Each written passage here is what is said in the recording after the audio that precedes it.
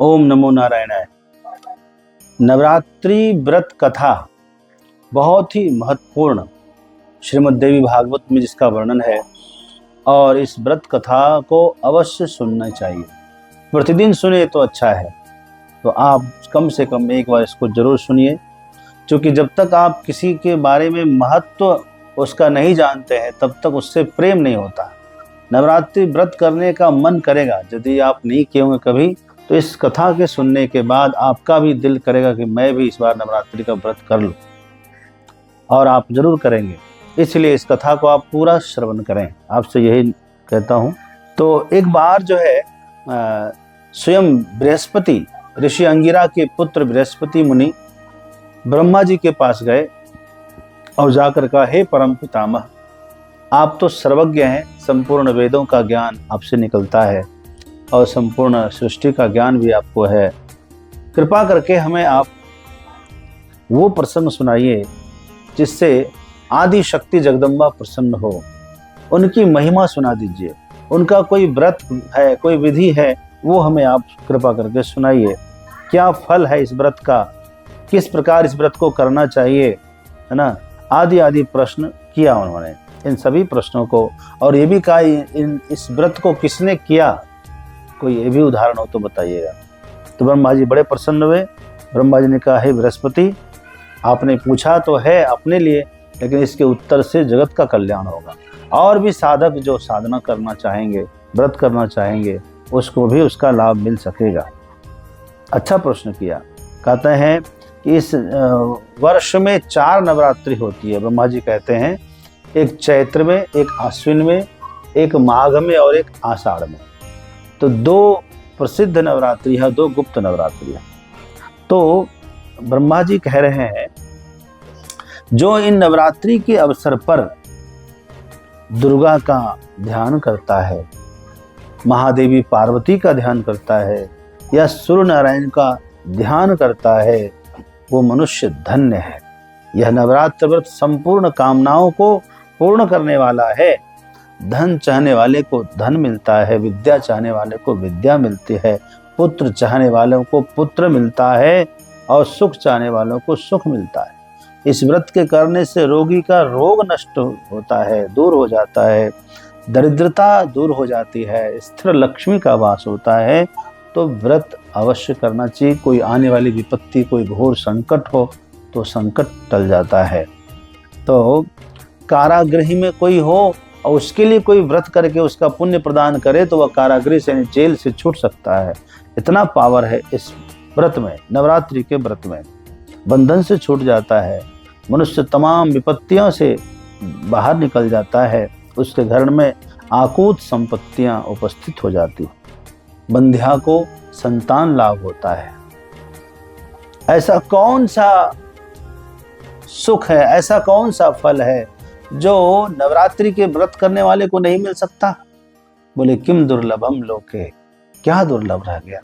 ब्रह्मा जी आगे कह रहे हैं कि हे बृहस्पति, जिसने पहले इस महाव्रत को किया उनका प्रसंग आप सुनिए। इस इतिहास के सुनने से आप भी सावधानी पूर्वक इस व्रत को कर सकेंगे। ब्रह्मा जी कहते हैं कि हे बृहस्पति, मनुष्यों को कल्याण करने वाले इस व्रत के इतिहास जो मैं आपसे कहने जा रहा हूं, इससे अच्छा व्रत मनोकामना की पूर्ति के लिए, चूंकि शक्ति, भक्ति और अंत में मुक्ति, शक्ति, भक्ति और एक और जोड़ लीजिए भुक्ति, यानी भोग, अंत में मुक्ति, मोक्ष, यह सब कुछ देने वाला यह व्रत है। ब्रह्मा जी ने कहा कि एक प्रसंग सुना रहे हैं कि एक बहुत ही श्रीनाथ नामक एक ब्राह्मण था, है ना, और वो ब्राह्मण सद्गुण संपन्न था, सब कुछ अच्छा था। वह ब्राह्मण जो है,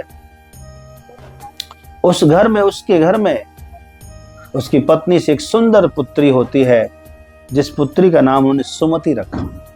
जैसा उसका नाम है वैसा उसका काम भी है। तो सुमति जो है दिन दिन बढ़ने लगी। पिता के घर पुत्री जल्दी बढ़ती है, और वह भी बड़ी होने लगी। अच्छा, ये ब्राह्मण जो है, श्रीनाथ नामक ब्राह्मण, माता का बड़ा भक्त है। नित्य प्रति दुर्गा पूजा, दुर्गा जी की आरती, घर में भोग लगाना, तो ये सब कुछ चलता था। रोज वो आकर बैठती थी। जब वो कन्या बड़ी हो गई और एक दिन उन्होंने घर में पूजा रखी और वो कन्या सुमति माता की पूजा में, आरती में उपस्थित नहीं हो पाई। बस इतने मात्र से ब्राह्मण देवता को क्रोध आ गया। इतना क्रोध आया कि वो शरीर उनका कांपने लगा और वो फड़कते होठ से अपनी कन्या को उसने श्राप दे डाला। मैंने कभी सोचा नहीं था कि तुम इस तरह से लापरवाही करोगी, इसलिए मैं तुम्हें इसका दंड अवश्य दूंगा। आज प्रभात से तुमने भगवती का पूजन नहीं किया, इस कारण मैं किसी कुष्ठी यानी कुष्ठ रोग से ग्रसित व्यक्ति से तुम्हारा विवाह कर दूंगा।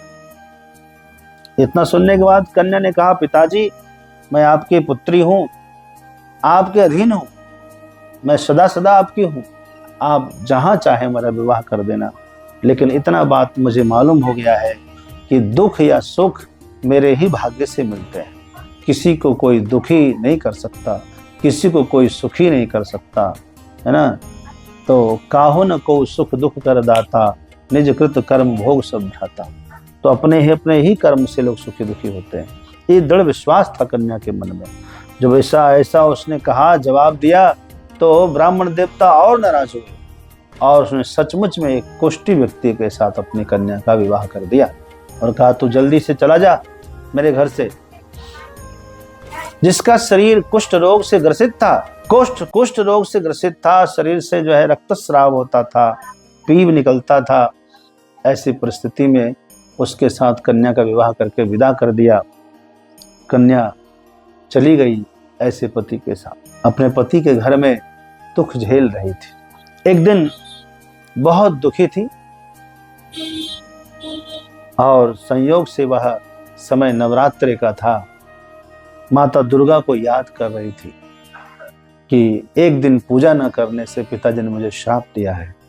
आज दुर्गा माता उस कन्या के पास प्रकट हो गई। साक्षात दुर्गा माता को अपने पास देख करके एकदम भावुक हो गई सुमति। दुर्गा माता ने कहा कि मैं तुम पर प्रसन्न हूँ, मांगो वरदान, तुम्हें जो चाहिए आज मांग लो। उसने कहा कि मैंने ऐसा तो कुछ किया नहीं, आप मेरे पर प्रसन्न किस पुण्य के प्रताप से हुए। तो दुर्गा माता कहती है, इस जन्म में नहीं, तुम पूर्व जन्म में तुमने एक बार नवरात्रि का व्रत किया था। कैसे किया था वो प्रसंग भी माता ने बताया। मैं तुमसे तुम्हारे पूर्व जन्म की कथा को कह रही हूं, तुम जरा प्रेम से सुनो। पूर्व जन्म में तुम एक निषाद राज की बेटी थी, क्षम्यताम, निषाद राज की पत्नी थी। निषाद मतलब जो कोल भील होते हैं, वन में रहते वनवासी होते हैं प्रायः, तो वो वनवासी आदिवासी एक निषाद कोल भील की पत्नी थी और अच्छी अति पतिव्रता थी तुम। एक दिन तुम्हारे पति निषाद ने चोरी की और चोरी करने के कारण तुम दोनों को सिपाही ने पकड़ लिया। तुम्हारे पति को और तुमको भी सिपाही ने पकड़ा और कारागृह में बंद कर दिया। और वहां कारागृह में तुम्हें कुछ खाने पीने को नहीं दिया गया और अनायास ही 9 दिन तक न कुछ खाया न कुछ पिया, तुमसे उपवास हो गया और तुम्हारी मृत्यु हो गई थी। उसी नवरात्रि के उपवास के प्रताप से मैं आज तुम पर प्रसन्न हूँ। तुम कहो, तुम जो चाहो मांग लेना, मैं तुम पर बहुत प्रसन्न हूँ, तुम्हारा कोई अपराध नहीं है। जब इतना प्रसन्न हुई माता तो वो बोलने लगी, अगर आप मुझ पर प्रसन्न हैं तो हे माता, मैं आपको प्रणाम करती हूँ, कृपा करके आप मेरे पति के कुष्ठ रोग को, कोढ़ी रोग को खत्म कर दीजिए, इनको विशुद्ध कर दीजिए। माता ने तुरंत तथास्तु कहा। माता के आशीर्वाद से उसके पति का तुरंत शरीर जो है कंचन हो गया, निर्मल हो गया, जो कुष्ठ रोग था वो समाप्त हो गया। वो बहुत प्रसन्न हो गई ब्राह्मणी और पति को निरोग देख करके हर्षित हो गई और कहने लगी, आज तो माता आपके आशीर्वाद से मेरे पति चंद्रमा के भांति चमकने लगे हैं। बहुत प्रसन्न होकर के माता को बार बार दंडवत करने लगी। हे माता, आप दुर्गति को नाश करने वाली, तीनों जगत का संताप हरने वाली, प्रसन्न होने पर मनोवांछित फल प्रदान करने वाली, दुष्ट मनुष्यों का दलन करने वाली, तुम ही सारे जगत की माता पिता हो। हे अम्बे, मुझे अपराध रहित अबला की मेरे पिता ने जो कुष्ठ रोगी के साथ मेरा विवाह कर दिया, मुझे घर से निकाल दिया, उसकी निकाली हुई मैं पृथ्वी पर घूमने लगी थी। आपने ही मेरा इस आपत्ति से रूपी समुद्र से मेरा उद्धार किया है।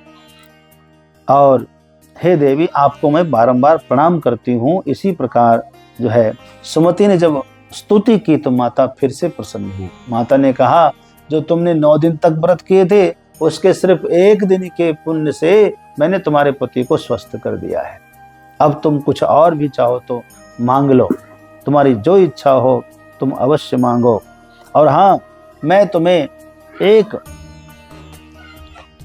उदालय नामक एक अति सुंदर और बुद्धिमान, धनवान, कीर्तिमान, जितेंद्रिय पुत्र का वरदान दे रही हूं। तुम्हारा एक पुत्र बहुत सुंदर होने वाला है। ऐसा कहकर जो है माता वहां से जाने के लिए तैयार हो गई। इतने पर उस सुमति ने कहा कि हे माता, मैं इस जन्म में भी आपका व्रत करना चाहती हूँ।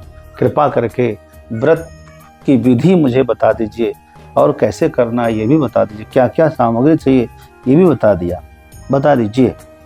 हे दयावती, जिस विधि से नवरात्र व्रत करने से आप प्रसन्न होती हो, कृपा करके वही विधि आप हमें बताइए, है ना। ऐसा सुनने पर दुर्गा माता प्रसन्न हो गई और पापों को दूर करने वाले नवरात्र व्रती को व्रत की विधि को बताने लगे, जिसके सुनने से पापों से छोड़कर मोक्ष की प्राप्ति होती है।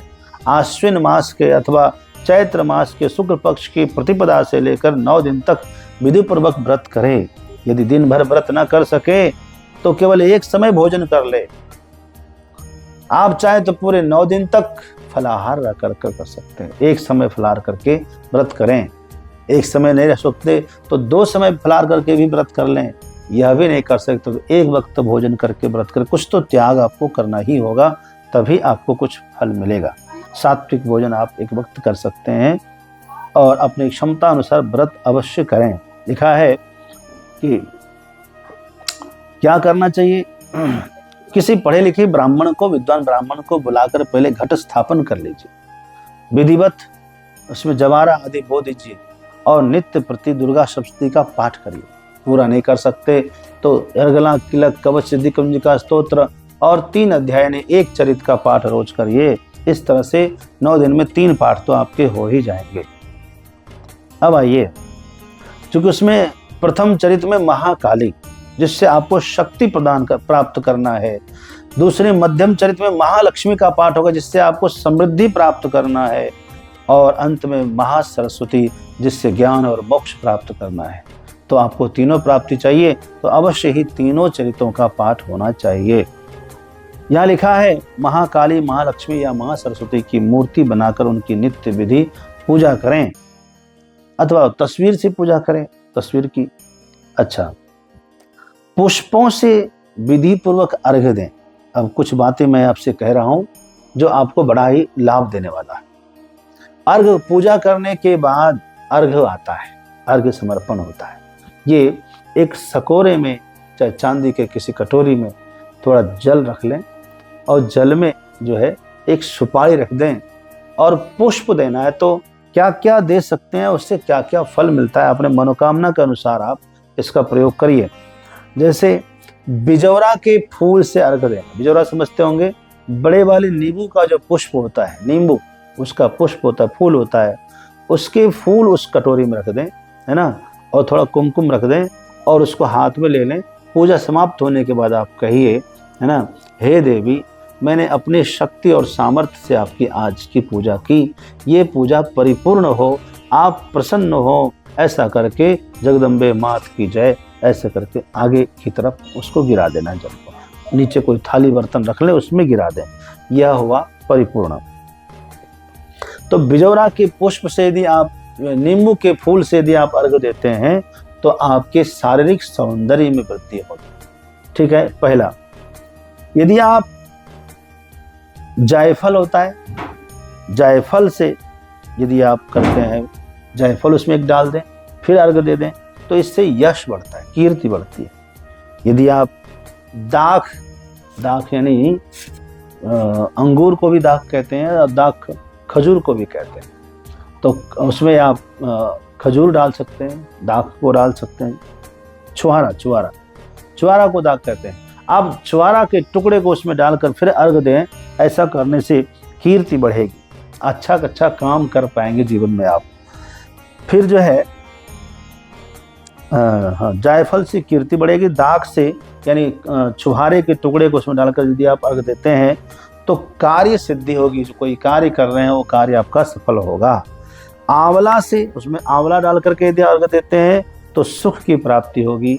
पुत्र की प्राप्ति चाहते हैं तो केला से अर्घ दें, यानी केला को जो है बारीक बारीक करके उसको मेश करके उसी कटोरी में रख के फिर उसके अर्घ दें, तो इससे क्या होगा, पुत्र की प्राप्ति होगी। फिर जो है अंत में हवन भी करना चाहिए। हवन तो आप जानते होंगे, जो है शास्त्र कहता है कि सबसे अधिक मात्रा में होना चाहिए तिल, तिलाद अर्धम, सबसे पहले तिल, तिल से आधा होना चाहिए चावल, और चावल से आधा होना चाहिए जौ, और जौ से आधा होना चाहिए गुड़, और गुड़ से आधा होना चाहिए घी। इस प्रकार जो है इसकी मात्रा है। गुगुल है या जो है चंदन चूरा, ये अपने हिसाब से आप डालना, लेकिन जो मुख्य सामग्री की प्रक्रिया ये है। इसमें लिखा है कि थोड़ा आप गेहूं से भी हवन करें, यदि आप गेहूं से हवन करते हैं तो लक्ष्मी की प्राप्ति। खीर बना लें, खीर से यदि हवन करते हैं तो धन की प्राप्ति होती है। आंवले से कीर्ति की प्राप्ति होती है, केले से पुत्र की प्राप्ति होती है। इस प्रकार आप हवन का भी इसमें विधान है। आगे जो है, आगे माता कहती है, हे ब्राह्मणी, इस संपूर्ण कामनाओं को पूर्ण करने वाले उत्तम व्रत को आप किसी तीर्थ में अथवा घर में विधि पूर्वक करें। ब्रह्मा जी बोले, हे बृहस्पति, इस प्रकार ब्राह्मणी को व्रत की विधि बताकर, उसका फल बताकर देवी अंतर्धान हो गई। जो मनुष्य स्त्री पुरुष इस व्रत को भक्ति पूर्वक करते हैं वह इस लोक में सुख पाकर अंत में दुर्लभ देव दुर्लभ मोक्ष को प्राप्त करते हैं। ऐसा ब्रह्मा जी के वचन सुनकर बृहस्पति आनंद के साथ रोमांचित होकर के, प्रसन्न होकर के दंडवत प्रणाम करते और वहां से धन्य हुआ धन्य हुआ धन्य हुआ कह करके चले जाते हैं। तो आप लोग भी जो है इस व्रत को करें बंधुओं, इसका बड़ा महत्व है। उपवास रखकर करें, नहीं तो फलाहार लेकर करें, अथवा एक वक्त भोजन करके करें। इस कथा को आप भी सुने और दूसरों को भी सुनाएं।